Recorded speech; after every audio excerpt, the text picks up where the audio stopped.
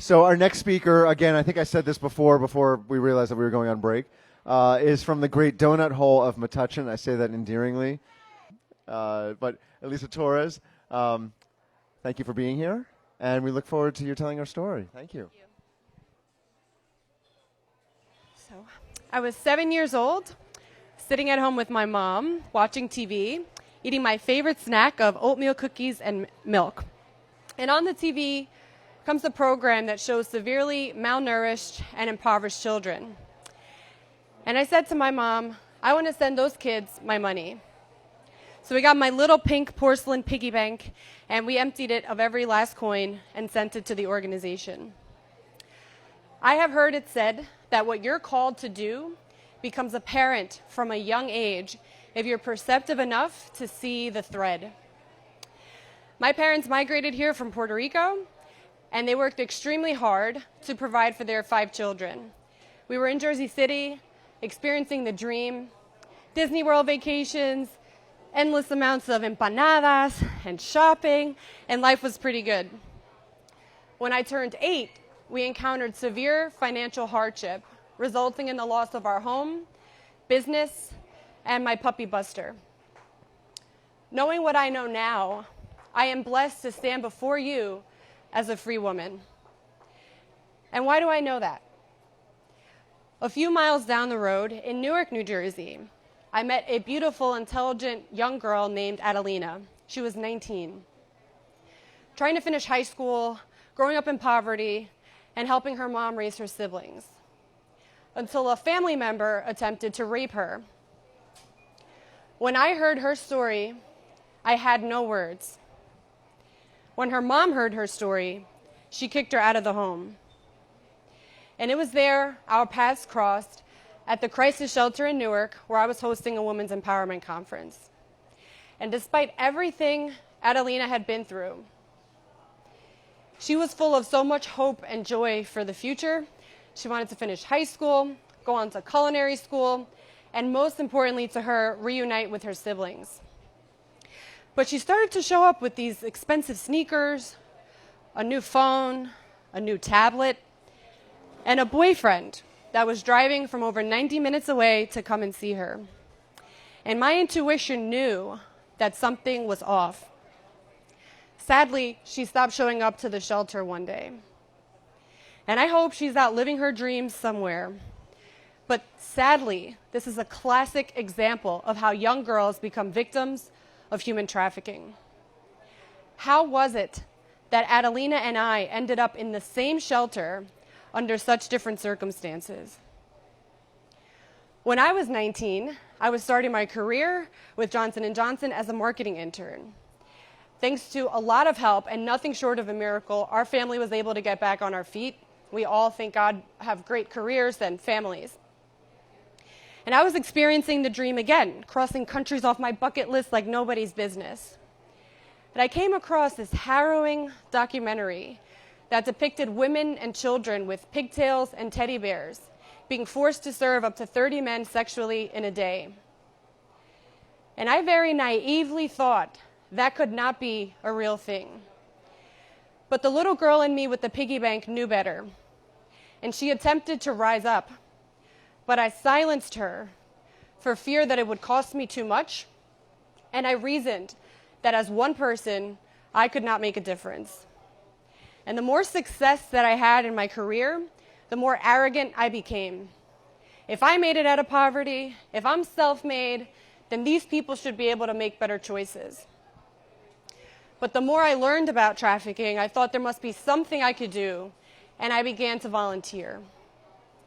Brené Brown has stated that people are hard to hate close up.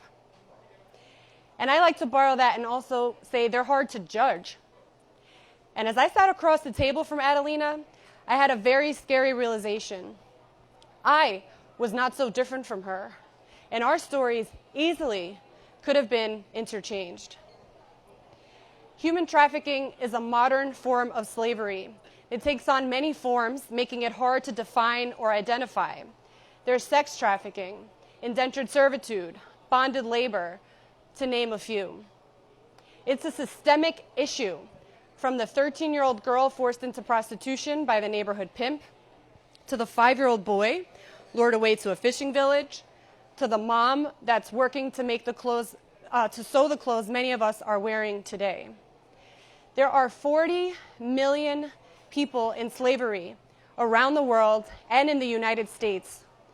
25% of them are children, 75% of them are women and girls, and only 1% will ever see the light of day again.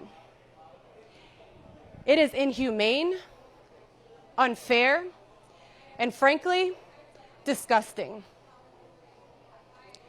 There are 4.5 million people trapped in sexual servitude today.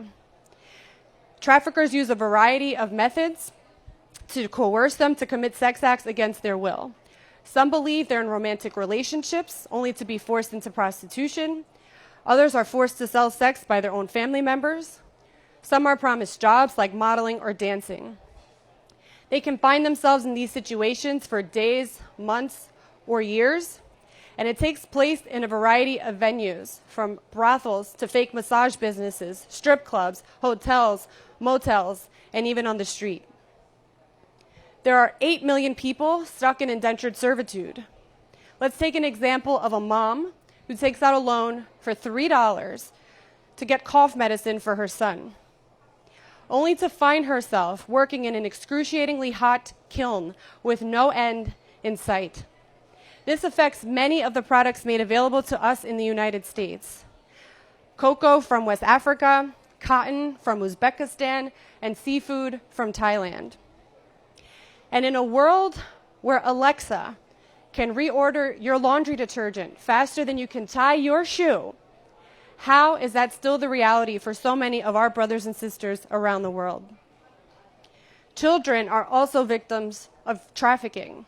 Recruiters will enter a remote village and offer money to a grandmother. She'll offer money for the eldest grandchild, who's 5, and even offer money to send the younger children to school. But little does she know, these children will be taken to remote villages to do the job of a grown individual, having to jump and plunge into deep, dark waters to untangle fishing nets. Many of these children will die in those circumstances. But the fish, it will be on our plates in time for dinner this evening. My curiosity with this evil compelled me to go to Moldova. It's the poorest and smallest country in Europe, but it's the 6th most popular place where individuals are recruited from for the purposes of trafficking. And I've talked to you about 40 million people, but I'd like to tell you about one precious girl I spoke to through a translator. Though I did not need one, because her eyes said it all. Would she be trafficked next? And what do you say to that? I told her there was a God in heaven who heard her cry, that I heard her story, and I would be sure to share it. When I returned from Moldova, my amazing family and colleagues wanted to know how they could help. But I couldn't find the words for over 2 months for fear of doing her story an injustice. And I thought long and hard about who could be to blame. The police don't do enough. The politicians are corrupt. The NGOs misuse our money. But no. It is a principle we all know very well, and that is supply and demand. Human trafficking is the fastest growing criminal industry in the world, with growth rates and profit margins that any of us would envy. It generates $150 billion a year in revenue. It is all very simple. If no one were demanding these services, there would be no slaves. And I could point my finger at everybody else, but I decided by assessing my own supply chain. That's how I decided to start. Let's take fashion as one example. I love clothes. It's a way to break up the monotony in my life, to show my personality, add some variety. But I found myself in this cycle where enough was never enough, and I got something new, and the newness wore off, and I had to refill it and try something else. And I had to start asking myself some questions. Why do I have the constant need to consume? What am I trying to achieve? And truly, at what cost? And if I am making a purchase, which is wonderful for the economy, I ask another set of questions. Who's making these garments and under what circumstances? Practically speaking, I emailed the top stores I shopped from, and I asked them if their clothes were being made ethically, and very importantly, if the employees were being paid a living wage, which is different from a minimum wage. I unfollowed the bloggers on social media because I will decide if my clothing is in or out of style. Thankfully, there's a groundswell of momentum building in the fashion industry. There's a lot of apps and resources cropping up to help us become better and more informed consumers. One example is the annual Ethical Fashion Report. Is it hard? Sure. I can't buy whatever catches my eye, and I might have to spend a little more money. But if I think about the person enslaved to make it for me, it makes it a lot easier to give them a voice by how I spend my hard-earned dollar. A lot of this rolls over into our consumption of sex as a society. There's so much that goes into the narrative that women are less than, and that it's okay to use, reuse, and discard them. Daniel Walker is an undercover agent and informant on trafficking. He's traveled the world over and met people or men from every walk of life. Doctors, lawyers, drivers, builders, businessmen.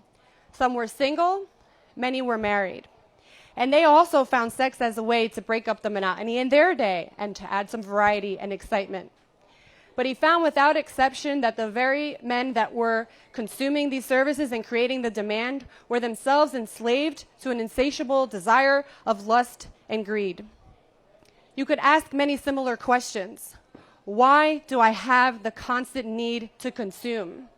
How did this person come to be in the brothel, pornography, or strip club? What's their story? I'm asking you to place worth and dignity upon every human being. $150 billion is an insane amount of money.